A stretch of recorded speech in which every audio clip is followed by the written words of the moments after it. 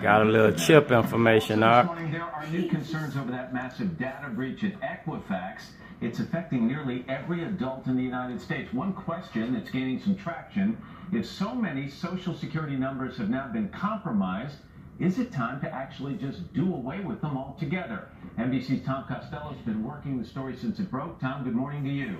Hi guys, good morning. So those white and blue cards we all have were never meant to be used as a tax ID or a healthcare number, but now there's a good chance our numbers have all been stolen, and that makes us all very vulnerable. The worst hack of personal data in U.S. history. This concerns Equifax. Gets worse by the day. Welcome to the Equifax Automated Security Freeze System. With the nation's 3 credit agencies swamped with calls from millions of Americans trying to put a fast freeze on their credit reports. Numbers, DOBs, addresses, driver's licenses, all stolen. What we've seen here is the most outrageous, the most egregious example of a company not doing what it needs to do when it comes to protecting consumer information. In a USA Today editorial, Equifax CEO Rick Smith writes, "We are devoting extraordinary resources to make sure this kind of incident doesn't happen again." Meanwhile, those blue and white Social Security cards we all have were first issued in 1935 when FDR was president, and they haven't changed much. But if they have all been stolen, is it a time for a 21st century high-tech makeover? Chip. My Social Security number. Over the years, Social Security numbers morphed into a sort of national identification number. Our Social Security number for somebody like me is linked to our whole life. Should we change that? Absolutely. Without one, you can't get a job, take out Buy, a loan, sell, buy or a house, trade. file taxes, get into college, or get health insurance. I think we can finally now drive a stake through the heart of this entire system. Social Security numbers were never meant to be a secret. They were never meant to be any kind of a security tool. And now they probably never will be again. It may be up to the financial industry to come up with new, secure ways to verify identities.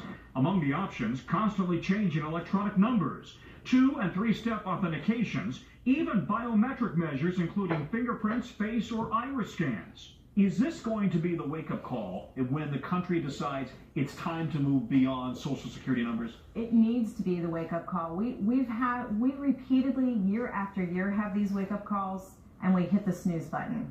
There's no more snooze buttons.